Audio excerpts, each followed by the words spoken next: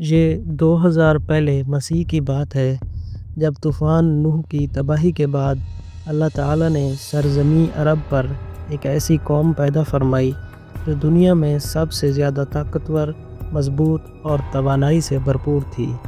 یہ لوگ جسمانی خوبصورتی، سرخ و سفید رنگت اور وضاحت میں بے مثال تھے۔ مال و دولت کی فراوانی، شاندار تہذیب اور ہر نعمت اور عیش کا سامنا انہیں حاصل تھا۔ قرآن کریم میں اللہ تعالیٰ نے فرمایا کہ ان جیسی قوم دوسرے ممالک میں پیدا نہیں ہوئی۔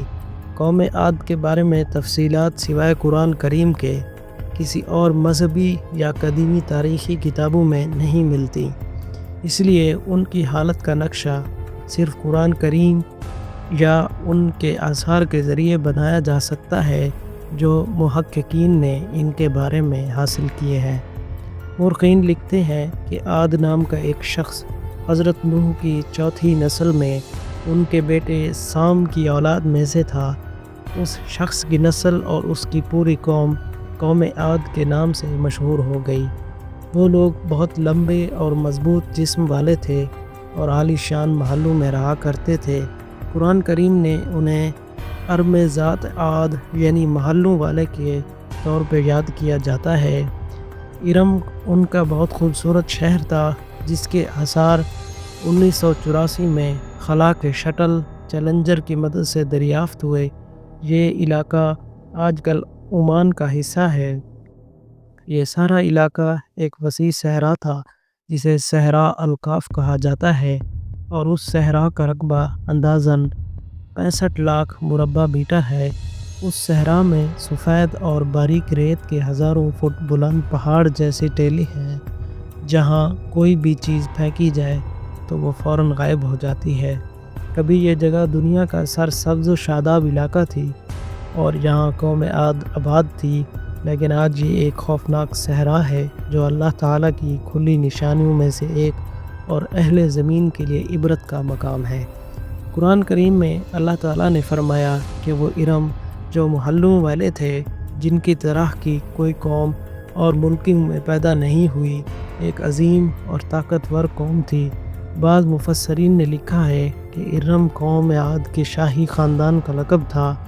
حالیہ دور میں ایک شخص کے جو زیر زمین آثار دریافت ہوئے ہیں، ان سے پتہ چلتا ہے کہ وہاں 30 محل یا مینار بنائے گئے تھے، جہاں کہا جاتا ہے کہ یہ شہر شداد نے خاص اہتمام کے ساتھ بنایا تھا، جو قوم عاد کا بہت بڑا بادشاہ تھا۔ قوم عاد کی یہ شاندار تہذیب اور محلوں کی تعمیر اس قدر بلند تھی کہ اس سے پہلے دنیا میں ایسی تعمیرات کسی قوم نے نہیں کی تھی۔ شاید یہی وجہ تھی کہ یہ جگہ جنت ارضی کے نام سے مشہور ہوئی، تاکہ لوگ آخرت کی جنت کی بجائے اس عارضی جنت کو اختیار کر لیں۔ لیکن جب یہ عالی شان محل تیار ہو گئے اور شداد نے اپنے لوگوں کے ساتھ ان میں جانے کا ارادہ کیا، تو اللہ تعالیٰ کا عذاب ان پر نازل ہوا اور وہ سب ہلاک ہو گئے اور وہ محل بھی مٹی میں مل گئے۔ یہ واقعہ قوم عاد پر آنے والے خاص عذاب کا ذکر کرتا ہے جو شداد بن عاد اور اس کی بنائی ہوئی جنت پر نازل ہوا۔ ایک اور روایت کے مطابق عاد کے بیٹے شداد نے جب جنت کے بارے میں سنا تو اس نے زمین پر ایسی ہی جنت بنانے کا ارادہ کیا اور ایک صحرا میں اس کی تعمیر کا کام شروع کر دیا۔ 300 سال کی محنت کے بعد اس نے ایک خوبصورت جنت بنا لی جس میں شاندار محل، نہریں اور آبشار بھی تھیں۔ شداد کی عمر 900 سال ہو چکی تھی اور ایک دن اس نے قوم عاد کو جنت دیکھنے کی دعوت دی۔ جب وہ جنت کے دروازے کے قریب پہنچے تو اللہ کا عذاب آیا اور وہ سب اپنی جنت کے ساتھ زمین میں دفن ہو گئے۔ قوم عاد وہ پہلی قوم تھی جس نے بتوں کی پوجا شروع کی تھی۔ علاقہ جلال الدین سویتی اپنی تفسیر میں لکھتے ہیں کہ قوم عاد ایک نہایت طاقتور اور بہادر قوم تھی اور وہ سب بت پرست تھے۔ مختلف کتابوں میں ان کے بتوں کے مختلف نام آئے ہیں۔ مورخین کے مطابق ان کے معبود بھی قوم نوح کی طرح پتھر کے 5 بت تھے، جنہیں سوا یوسف، یک اور نصر کہا جاتا تھا۔ قوم عاد کی بدعمالیوں اور کفر و شرک کی انتہا کو دیکھ کر اللہ تعالیٰ نے ان کے درمیان ایک نیک اور صالح بندے کو نبی بنا کر بھیجا۔ حضرت ہود علیہ السلام قوم عاد کے نبی تھے اور انہوں نے اپنی قوم کو اللہ کی عبادت کرنے کی دعوت دی۔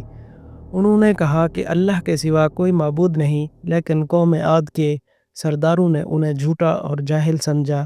حضرت ہود علیہ السلام نے انہیں اللہ کی طرف سے آنے والے عذاب سے خبردار کیا، مگر وہ اپنے تکبر میں اندھے اور بہرے بنے رہے۔ اللہ تعالیٰ نے حضرت ہود کی دعاؤں کا جواب دیا اور قوم عاد پر قحط کی آفت نازل کی۔ دریا اور چشمے خشک ہو گئے، زمین بنجر ہو گئی اور مویشی مرنے لگے۔ قوم عاد 3 سال تک اس قحط اور مصیبت کا شکار رہی۔ حضرت ہود نے اپنی قوم کو بار بار اللہ سے توبہ کرنے کی نصیحت کی، لیکن وہ نہیں مانے۔ آخرکار اللہ تعالیٰ نے انہیں سخت عذاب میں ڈال دیا۔ قوم عاد پر جو عذاب نازل ہوا وہ ایک طوفان تھا جس نے ان کے تمام مکانات، پہاڑوں، گھروں اور بستیوں کو تباہ کر دیا۔ یہ واقعہ ہمیں یہ سبق دیتا ہے کہ جب قومیں اللہ کے احکام سے انحراف کرتی ہیں اور تکبر کرتی ہیں تو اللہ تعالیٰ انہیں اپنے عذاب میں مبتلا کر دیتا ہے۔